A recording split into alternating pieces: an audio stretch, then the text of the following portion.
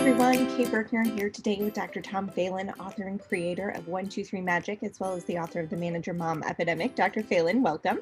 Welcome, Kate. How you doing? I'm doing very well. Thank you. Thank you. Today, speaking of a calmer, happier house, we are talking about teenagers.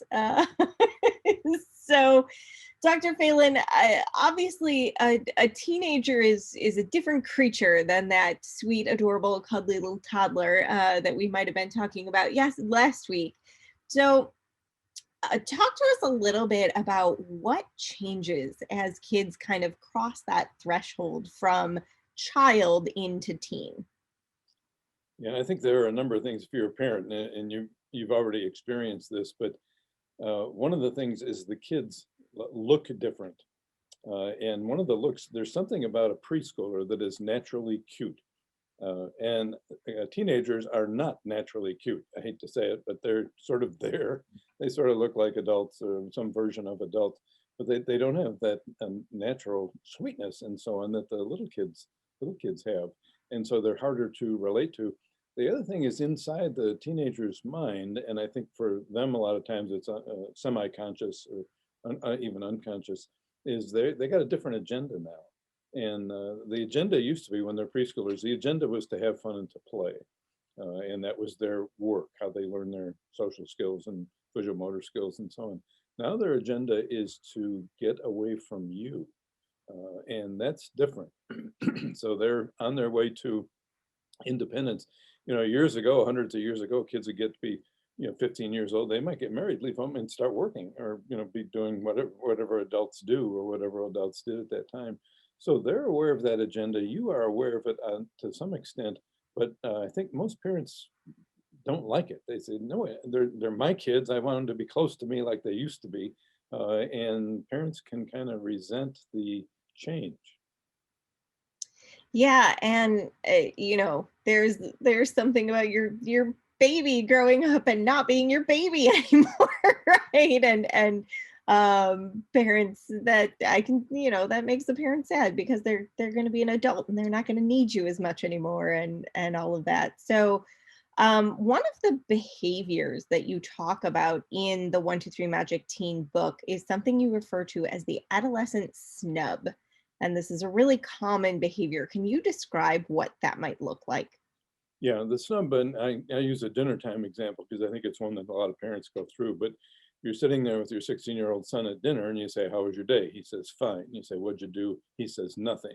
Okay, so you're getting uneasy now and you're getting a little irritated, like, what is this all about? Well, it's all about their independence. So you're not going to give up, though. You say, did you have social studies? He says, yeah. You say, what did you do in social studies? He says, we didn't do nothing in social studies. So it's like, okay, I understand you want to be separate from me, but can't you be a little more graceful about it? Or do you have to rub my nose in it? And yeah, they've never been through it before and you've never been through it before, but it's an awkward moment. But I always say to parents, I think if you can understand where the adolescent snub is coming from and understand how to manage it, that's half of the battle dealing with teens. Yeah, and I think one of the interesting things that you talk about in the book that can be helpful as a parent trying to understand why a kid might act like that, right? Because as an adult who interacts with other adults, like that seems rude, especially because your child used to come home and I've got a 6-year-old right now and she walks in the door and she's like, and mommy, today we did this and we made that and I saw this and I talked to so right, like they just want to tell you everything. Evening and news. then suddenly they don't want to share. So one of the things, like I said, that you do in the book that I think is so interesting is you kind of provide a translation. So when mom says, what'd you do today? What is it that teenager is actually hearing? Yeah, what the teenager is hearing is something like, did you screw up anything today that I need to know about? And of course, they take umbrage at that. That's offensive because it's implying that they don't know how to handle their own life. And so that's one of the reasons also that they don't like to respond to it. And so this conversation can easily, go off to the races, as you can imagine, and get into, but you don't have to act like that. Your point that you made just a minute ago about this seems rude. It is rude. people in families treat each other more poorly than they do people on the outside. But that behavior from the teenager, what did you do today? How was your day? What'd you do? Nothing. That's a rude statement. But you can't really ask the kids to be graceful because they've never done this whole thing before, and neither have you. Sure. So, one of the things that I've heard you suggest in the past are some ways to have a conversation with your teen that doesn't sound to them as though, regardless of what your intent is, doesn't sound to them as though you're accusing them of messing up their lives. Can you share what maybe one or two of those conversation starters might be? Yeah, and these these are kind of radical, and in a sense, you don't want to look at them as conversation starters. They're just kind of ways to get through the meal. But one is to don't ask them anything about their day, and you can just sit there. Um, and a second is to talk about yourself. I used to do with my son who had he had this snub thing in spades, and he didn't like to talk at dinner. One day I told him a true story about a fight I had almost gotten in with a guy, physical fight on the way home. Well, he got into that because it wasn't about him, it wasn't evaluating him or anything like that, and he found it very interesting. So you talk about yourself, but it's got to be, um, newsworthy. The other thing you can do if you have a spouse or partner there is you can start a conversation with them about something that's interesting. And I hate to bring up politics, but politics is interesting to a lot of people. And then you let the teen come into the conversation if they want to or if they don't. So it's a different thing, but it doesn't. Teens don't like to be put on the spot, and feeling evaluated. And honestly, when you say the teens translate that comment into, did you screw up anything today? A lot of parents mean it that way. That's the intent of their question.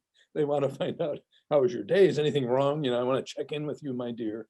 And the kids don't like that at all. Yeah, and that really is going to be a change from the way that you as a parent have been interacting with your child, right? So talking about changes, and that teen's desire for independence, how does your level of control and influence as a parent change as your child becomes a teen? This is the scary thing. As they get older and older, your control gets less and less. So you think about it when the kids were little and they're 6 months old, they're lying in a crib. They can't go anywhere by themselves. They can't do much by themselves. So you have a lot of control. When they start getting verbal and mobile, and around year and a half or so, then you start getting some of your first tests. Well, now at teenage years, your kids they've been verbal for a long time, but now they're really mobile. They're not even in the house, and they're out with friends or riding around in cars, and that is scary. And that's part of why parents do this questioning thing some of the time. I want to make sure that you're all right out there. But less control means parental anxiety goes up. Parental anxiety going up means parents ask stupid questions that irritate their teens, and that's not the sequence we want to get into. Absolutely. So in 1, 2, 3 Magic, you talk about parents and so when I say in 1, 2, 3 Magic, I'm talking about 1, 2, 3 Magic, the core book, Effective Discipline for Children ages 2 to 12, right? So teen is something beyond that. So in the core book, you talk about the three parenting jobs of controlling obnoxious behavior, encouraging good behavior, and strengthening your relationship with your child. So when your child becomes a teenager, are your parenting jobs the same or do they change in some way? Yeah, they're starting to evolve. The first two are going to start. Obnoxious behavior and encouraging positive behavior should be decreasing. You want those tasks to get more onto the shoulders of the child. For example, I would say you have a 14-year-old and you're still asking them if they have any homework. That's a mistake. A 14-year-old is perfectly capable of doing her own homework, remembering a typically developing kid, and so on. The third relationship part of the thing, the bonding part, is something you want to look at more. And you want to, with your kids, it's like you want to stay close to them and then give them more independence. And the research indicates that parent children and parents, where they have an open and friendly relationship with each other, the kids are safer from auto accidents, from drug things, from sexual things, from internet things, and so on. And they're less likely to get hurt. So you want to emphasize the relationship more than you did in the beginning and control less. Got it. Fantastic. Which I'm sure that teenagers will appreciate. I know, though my teen years were long ago now, I remember being very excited to kind of get out from under the thumb of my parents, as it seemed, and I have a fantastic relationship with my parents now. So I promise that even if your teenager seems like they don't like you right now, it's possible for them to come back around. Uh, and create a good relationship and even a friendship later on as they become adults. Yeah, when they're out of the house, and you're laying the groundwork, like you're saying, you're sort of laying the groundwork for that now. Yeah, absolutely. Well, thank you so much, Dr. Phelan. This has been terrific.